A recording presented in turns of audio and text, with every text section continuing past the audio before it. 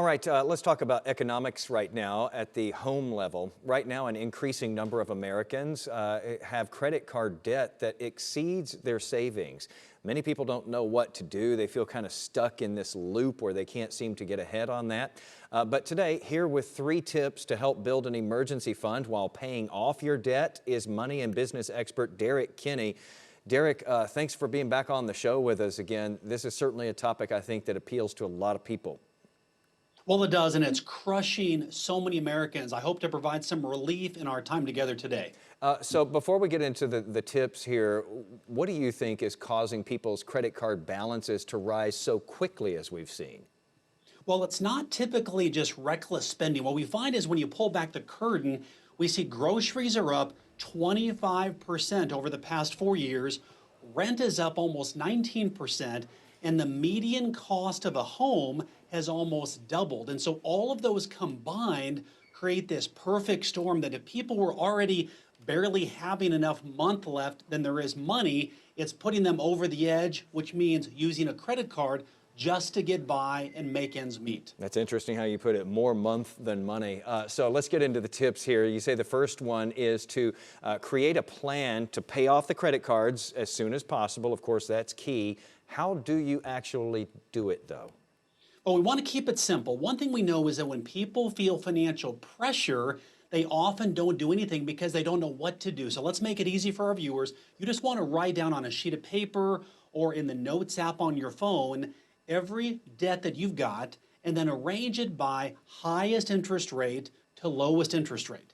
And the bottom line is you want to make sure that A, you're current on your payments, and then B, anything extra goes toward the highest interest rate debt. Because we know, watching right now, you work hard for your money. We want your money to work equally as hard for you. And the key is often just planning that out and setting some incentives in there that says, I want to pay off X amount of debt by this quarter, and then treat yourself. That can be a reward for good financial behavior. Okay, so let's get to the second tip here, and this one kind of sounds surprising at first anyway. You say stop budgeting. That seems to go against what we've been told all these years. How exactly do you recommend that people stop budgeting?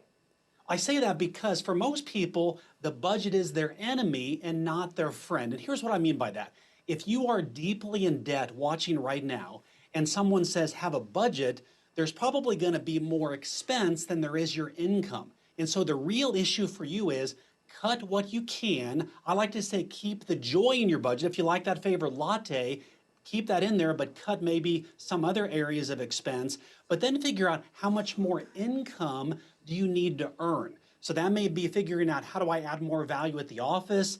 How do I have a side gig, start a side hustle? And what that does is it empowers you, Jason, to say, here's how much money I need to fit my debt inside my budget. Now there's an action plan that makes you feel confident financially. Now that makes sense. So your final tip here is you say capture and keep, which sounds interesting. What is that and how do you do it? Yeah, the bottom line is anytime you have expenses that are what I call common expenses, where let's say it's your cell phone, it's your cable service, it's anything where a lot of providers provide it. You could pick from anybody. Make it a point to call them the first of every year. Now's a great time to do it and say, look, I'm considering changing service providers. Is there any kind of a deal you have to keep me as your customer? And often we find about 90% of the time, Jason, suddenly the companies have a new customer discount, a retention discount, and they will give that to you to keep you because it's more expensive for them to keep you, less expensive to keep you than to bring on a new customer. The key though is you capture the savings and you keep it by automatically taking that savings and put it toward your highest interest rate credit card. That way you capture the money and you keep it, and your savings are working harder for you. And you're getting rid of that debt that makes you feel like you're just drowning. Derrick, thank you for walking through it with us today. Hopefully that helps some folks who, I think a lot of people scratch their heads on this and just think, I'm never going to tackle this mountain in front of me.